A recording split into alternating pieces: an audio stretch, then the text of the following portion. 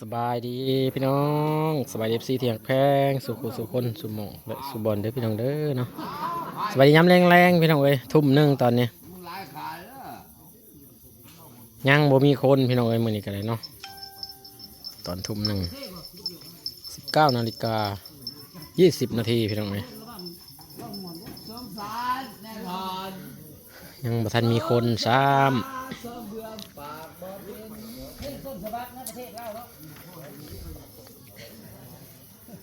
มันยังหัวแรงบัดเด็กมาผัดคนหลายเลยเมื่อคืนนี่นะ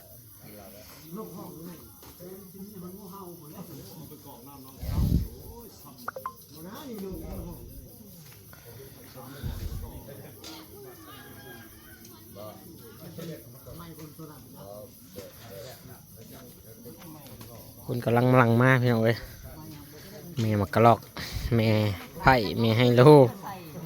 เพียบพี่น้องเอ้ยน้องเมื่อคืนนี่ก็ได้ป่ะพอได้วงน้องวิยากะจีโน่ไปแห่งใดเลยบุ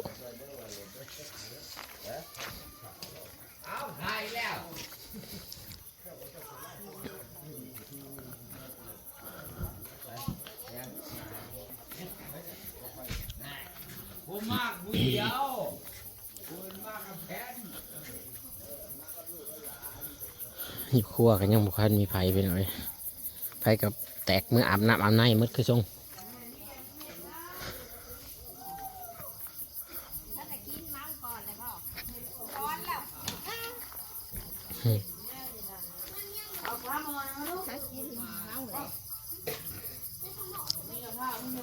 ลืมบอกให้จีโน่ล่างกุ้งไว้เจ้าว่าเลือดติดมาจัง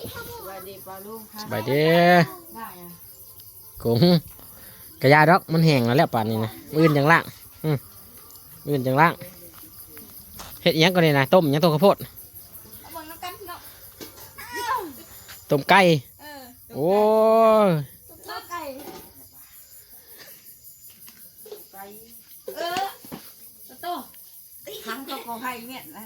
เอาไว้ดีไว้ดี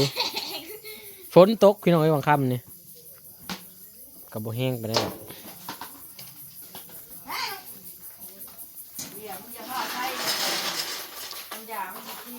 สิ้นหมูสิ้นยังเพิ่นคือหนาสิเก็บไว้นี่เบิ่งแหละพี่น้องเนาะในกระถางแช่แข็งไว้เรียบร้อยแล้วล่ะคือส่งฟ้านี่กินข้าวแล้วป่ะเนี่ยถ้ากับขั้วปลาเลยเหรอปลายังครับปลานี่อร่อยเพิ่นมาไว้อันใช้ผ้าขาวย้ำเศร้าบ่โอ้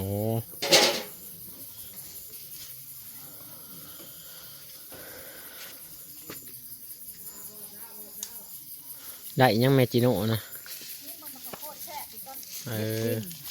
โคตรหวานมาปะได้หลายถุงเติบที่ปะสิมันยังมันนะเก็บไว้นั่นนี่เลยบ่เลยบ่นี่นี่ไรทั้งเดี่ยวมันก็รวมกันอ๋อเอามาใส่อีกว่าทางแข็งใส่เบิ้งเอามาใส่อีกเนาะเฮ็ดเป็นชั้นไว้อยู่บ่จักเล็กเขาลงหายเลยถ้าบริเบิงน้ำเขาเด้มันกระบนแต่ทั้งอื่นนั่นเองเราได้เนาะใครชมว่าเอาลงมันเต็มสันเล็กนะครับเอาน้ำแข็งปกแล้วก็เอาอันสิ้นอันลงปิดทงลงทับอีกแล้วก็เอาสิ้นปกอีกเอาน้ำแข็งปกอีกนะมันจะสีเย็นทั่วทั้งถ้าเราสิปกแต่ทางหน้านี่พัดมันสีอันนั้นนะมีอยู่ทางลุ่มก็มีบ่มีอยู่ทางลุ่มนะคะแล้วสีดอกสีลายค่ะมึงโน่โดยโน่จะเอาลงมาใช้อยู่บ่ได้นี่คือว่าจะเอามาหน้าหกบอกเอาลงน้ำบ่ครับเดี๋ยวแม่ชิบอกเอามาอันหมดจีโน่น้ำแข็งที่เจ้าลงทางพื้นกันมีอยู่บ่อ๋อมีไรเติบบ่มันบ่แจ็บบ่ปานนี้เลยบ่ได้อันมันคาเสือกมันบ่เลยนั่นเลยบ่เอาลงพื้นพุ่นแล้วนี่ยำคาหน้าแจ็บนะเบิ่งยำคาหน้าแจ็บนี่เนาะคือบ่อยากแจ็บเอาลงดูบัดนี้คอยปล่อยลง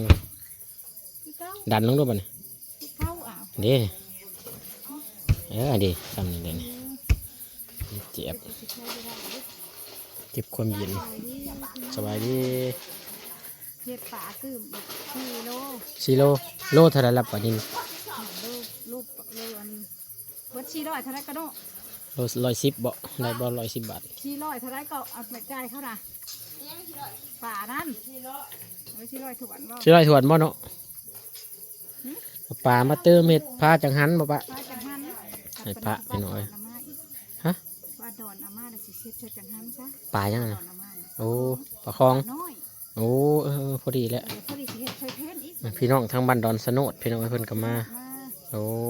เพิ่นสิมาบวชนำ โดย เพราะว่าเพิ่น โอ้ เที่ยวเพิ่น เสี่ยวเพิ่นเนาะเพิ่นมีเสี่ยวเด้อพี่น้องเอ้ย เที่ยว บ้านดอนสโนดอยู่กลางคลองพุ่น รวมคลองมา เพิ่นมีเสี่ยวเพิ่น มาบวชนำ ปู่จิโน่นะ ขันสุดท้ายเพิ่นว่า ครั้งสุดท้ายเดี๋ยวสิมาบวชน้ำเพิ่นเนาะ มาบวชให้เพิ่น โอ้ คนร้ายมื้อนี้ แม่น บ่ร้ายมื้อนี้บ่ร้ายคน มื้ออื่นนี่แฮงสิหลายแล้วคนน่ะ ร้ายอยู่ในบัดนี้บัดนี้สิเย็นที่ไทเฮือนบัดนี้เย็นไทเฮือนในบัดนี้คนร้ายเลย อ่า ว่าบ่ให้ดาดซะ อ่าก ระดูกกระเดี่ยวกับพี่ตะทอดอย่างเดียวเฮาว่า แล้วก็กินกับตำบักหุ่งเนาะ กินกับตำหุ่งเพราะเดี่ยวกับบ่เฮ็ด แม่นบ่เฮ็ดก็ได้ เดี่ยวกับ ก็เฮ็ดหลายๆงานอยู่ป่ะเอ้ยเขาเจ้าเฮ็ดแบบนี้อ่ะเฮ็ดเมนูง่ายๆแล้ว เฮ็ดเมนูง่ายๆเลย คันเฮาไปเฮ็ดหลายอันมันซับซ้อนมันยาก ตัวอะไรดอกนั่น ก็คือคันทอดก็ทอดเบิดเลย แต่กระตำบักหุ่ง จบ อืมชนเนาะ แม่น เขาเฮาสิพ่อบ่มาฉันเฮากระตวงบ่ได้ เขานะ คือเฮ็ดทางดำหนึ่งกับครึ่งชาม เจ้าซุปเจ้าสีจักสอบ ห้วย ข้าวสารเขาอันเปลือกเขาอันนั้น เขาเปลือกมันเด้อไปกับอีน่ะก็ซี่เฮ้ยคือก่อนเธอที่ช้องก็ซี่8 8สอบ เอาลงพวกพระเจ้ากินทานก็เอาลงมา อ่านาสิพ่ออยู่ดอก เฮาน่ะท่านบ่พ่อเฮาก็ได้เอาไปไว้เฮือนติมกั เฮาก็จังมาเอาสมมุติว่าหนึ่ง เฮายันมันเรือลายนี่ แม่น เฮายังบ่ได้ไปเบิ่งตัวมันเรือนี่นะ แม่ นี่ น มื้อเช้านี่ก็ว่าเฮาสิไปเบิ่งกัน อ่า เพราะว่าเฮาก็มาแล้วมันเรือค่ะ เพิ่นก็บ่เคยจัดงานจัดการนี่พี่น้องกาบ่ถือคือกันนะ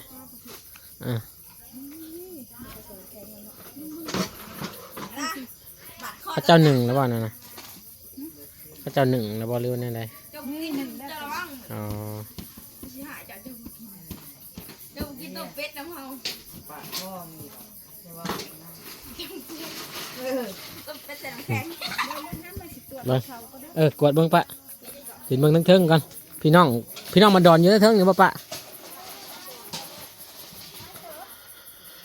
ทางตารางยังใช้หม้ออยู่พี่น้องเอ้ยยังบ่หลายคนปานใดเพิ่นบ่ทันได้มา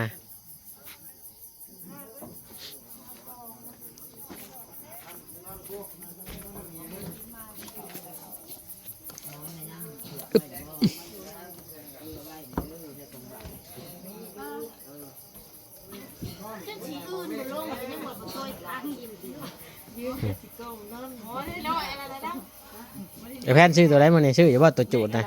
ตัวจูดนะซื้ออยู่ มันออกมา จากแล้วมาพันออกแล้วหันกระถุ่มกลัว อันมันออกกบเขาว่ามันจะออกกบอีลี่บอกดูเห็ดไม่เป็นยังยังบ่ได้ชื่อมันอยู่เห็ดจักอะไรก่อน มันหลายอย่าง ลูกหลานเพิ่นมาแต่บ้านดอนสโนดกันหลายพี่น้องเลยหลายคนเด้อมาแต่ทางดอนสโนดเจ้าบริซื้อเนาะเข้าเจ้าภาษาเอ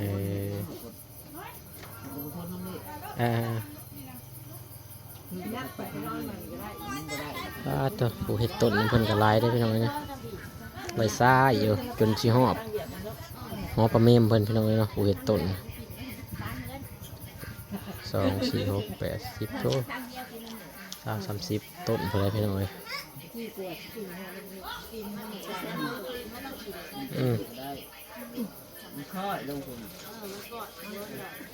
ใครนอนอยู่ในเบล ท่านตู้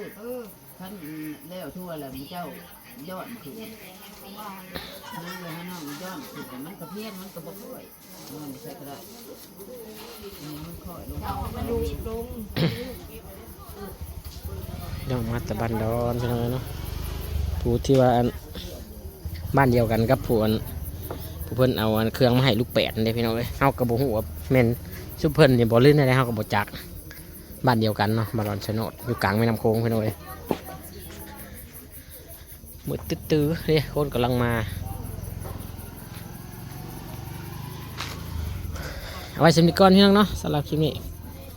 เดี๋ยวคนมาหลายๆเฮาสิอัปเดตให้เบิ่งอีกพี่น้องเนาะ